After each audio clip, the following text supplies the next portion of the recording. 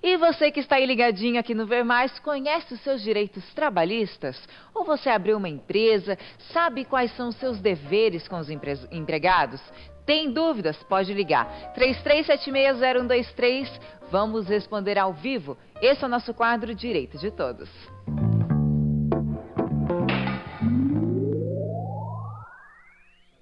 Aqui comigo o professor Henrique, que vai responder as nossas perguntas ao vivo. Tem dúvidas sobre direito trabalhista?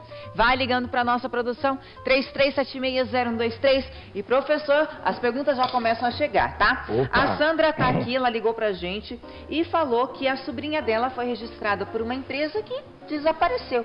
Como é que ela faz para dar baixa na carteira? Olha, olá, tudo bom? Olá, boa tarde, professor. Boa tarde a todos.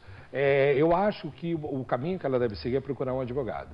Por quê? Porque se a empresa desapareceu, não é só a questão da empresa ter desaparecido, ela também deve ter coisas a receber dessa empresa. Dinheiro para receber, o acerto a ser feito. Então, ela deve procurar um advogado. Esse advogado, porque mesmo a empresa desaparecendo, o sócio da empresa se torna responsável. É a descaracterização da empresa. O sócio da empresa não é porque ele abriu uma empresa, ele fechou a empresa, que o sócio não tem responsabilidade. Não, ele tem responsabilidade. Mesmo que a empresa deixou de existir, o sócio tem responsabilidade, o dono da empresa tem responsabilidade. E o dono tem endereço, tem endereço, tudo, né? O advogado vai saber como agir para saber quem que era o dono, onde que ele se encontra e como acionar esse dono, pessoa física mesmo. Muitas pessoas acham errado, que falam assim, a empresa e o sócio elas não se confundem. Não, se confundem sim. Porque no momento que a empresa faz algo errado, ela está fazendo algo errado sob comando, sob direção desse sócio, sob direção desse dono. Então ela tem responsabilidade. Então o dono ele tem responsabilidade. Não, desde não só da parte trabalhista, mas de outras também, parte comercial também. Mas no trabalho isso é muito comum. A empresa fecha, a gente brinca, né? A empresa dorme e não acorda, né? O próprio empregado chega lá, encontra a empresa fechada. É muito comum isso, infelizmente. Então aí procura-se um advogado, o advogado entra com uma ação, essa ação vai descaracterizar essa empresa e vai atrás do sócio. O Mário pergunta, qual a diferença do amparo social e o auxílio-doença? O amparo social, ele vem com, até o próprio nome já está dizendo qual é a diferença. O amparo social, ele vem numa situação de pessoas mais velhas, pessoas que não tenham doença. Né? A doença é para quando uma existe... Uma pessoa de baixa renda? Uma pessoa de baixa renda. Isso? Por exemplo, hoje, pela idade, a pessoa pode pedir uma pessoa que não tem uma aposentadoria, isso? Então, ela pode pedir uma aposentadoria por idade, então é auxílio social. Agora, na questão da doença, aí a pessoa tem uma doença, ela vai ao INSS, é comprovada essa doença e ela recebe pela doença. Então, uma é aspecto social, aspecto de uma situação por falta de dinheiro, pela idade. Agora, o outro é por doença. A Maria, ela é uma empregada doméstica, ela foi dispensada sem justa causa e ela quer saber se ela pode negar de cumprir o aviso prévio e como é que fica, né, os direitos dela nesse caso. É muito importante lembrar que agora a empregada doméstica ela foi equalizada aos outros empregados. Tá? Antigamente havia uma diferença, não sei se vocês lembram disso, havia uma diferença, foi muito comentado pelos meios de comunicação há uns 6, 7 meses atrás. Então ela tem os mesmos direitos de um empregado normal. Então ela foi demitida sem justa causa, foi isso a pergunta? Demissão sem justa causa? Sem justa causa. Sem justa causa. Então ela pode... Na verdade, quem tem que abrir mão do aviso, quem pode liberar o aviso prévio é só o empregador. Então ela tem que cumprir. Ela tem que cumprir, mas ela tem que ir atrás dos direitos dela, tá? Porque tem acertos a serem feitos diferentes de 6 meses atrás. Então hoje nós vemos uma outra realidade em relação ao empregado doméstico, uma outra realidade. Também oriento a essa pessoa, a Maria, a procurar um advogado. Por quê? Porque mudou muita coisa. E tanto os empregados domésticos quanto os empregadores domésticos, eles não sabem poucos sabem dessa diferença. E o direito está aí para ser igual para todos, né? Então, Então tem que correr atrás, não pode mais ficar no, disse, não disse, aquele acordo antigo, né? Exato, aquele acordo antigo, exatamente. O que não pode mais existir é o eu acho. Bom, a gente vai continuar com o nosso bate-papo, o professor vai continuar com a gente. Se a sua pergunta ainda não foi respondida, fique comigo que na volta tem mais Tira Dúvida. A gente volta num minutinho. E a gente volta ao vivo com o nosso Tira Dúvida sobre direito trabalhista. Se você tem perguntas, vai ligando, 33760123.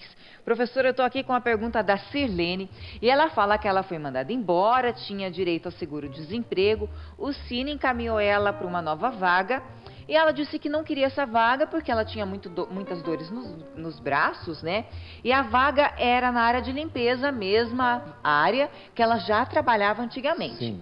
E o Cine falou que ela, já que ela rejeitou essa vaga, ela teria que ir ao Ministério do Trabalho para fazer uma justificativa para poder liberar o seguro-desemprego.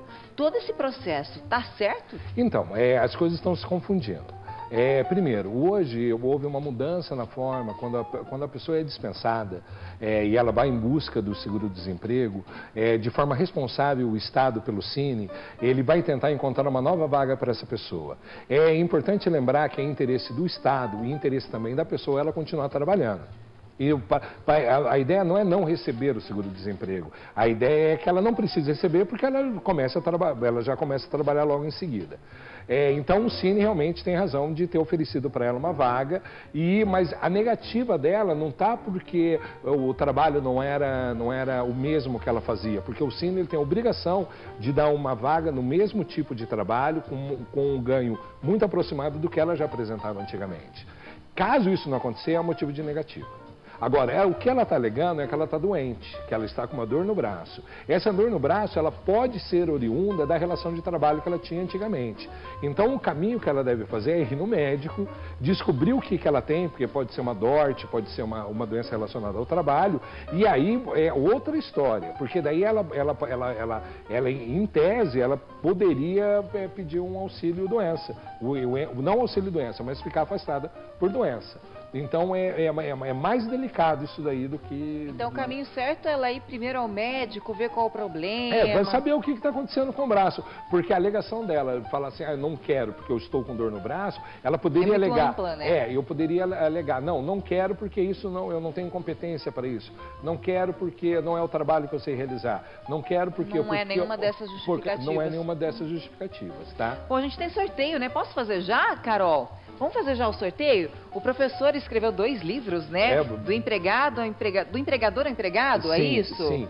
Esse daí foi uma pesquisa que eu fiz durante a minha graduação e que continuei mostrando o porquê dos erros, o porquê das ações trabalhistas. E uma coisa que nós descobrimos, eu e dentro da pesquisa dos meus professores, é que muitos dos erros cometidos pelos empregadores, eles cometem por desconhecimento. Olha! Eles não sabem o que estão fazendo. Então, porque o empregador, o empreendedor que quer abrir o seu negócio, que vai lá, coloca o investimento pessoal para abrir uma loja, para abrir qualquer uma prestadora de serviço, ele desconhece o direito do trabalho. E aqui tem algumas dicas. E aí aqui é o direito do trabalho resumido. Então, as 2 primeiras ligações no 3376-0100 vão faturar o livro do professor. Tá aí o telefone, 3376-0100, as 2 primeiras ligações. Vamos continuar, professor? Estou à vontade. O Marcos foi registrado como fiscal de loja e na empresa pedem para ele fazer outro trabalho, que é de segurança, e até ameaçam ele de mandado embora. Olha só que perigo isso. Isso daí é muito comum. Muito comum. Você entra numa empresa, você é registrado para uma coisa e a empresa acaba mandando fazer outra. É óbvio que nós temos que usar o bom senso. Se é uma coisa esporádica, hoje faltou, vai lá no lugar, hoje o gerente não veio, fica no lugar do gerente, esporadicamente falando, tá tudo bem, faz parte do dia a dia nosso trabalho e temos que agir com bom senso. Agora, se isso é uma coisa direta e pelo jeito que ele está colocando, que até ameaçado ele isso não pode acontecer. Tá? Ele é registrado para exercer uma função e essa função ele deve exercer. Qual que é o caminho dele? É óbvio que o empregador ele tem muito mais, na relação ele tem muito mais poder. Por quê? Porque ele tem um poder de comando. Então o que ele deve fazer é expor isso ao empregador dele. Fala, olha, eu não fui contratado para isso. Caso ameaçado for de ser mandado embora, que seja E depois entrar com uma ação. E aí depois, infelizmente, porque eu não acho saudável, eu não acho salutar entrar com uma ação, mas quando não existe o bom senso, vem o direito. Eu sempre falo isso para os meus alunos. Vamos tentar consertar pelo bom senso, pela conversa, pela racionalidade. Quando não há racionalidade, quando não há bom senso, infelizmente, o que sobra é o direito para tomar a decisão.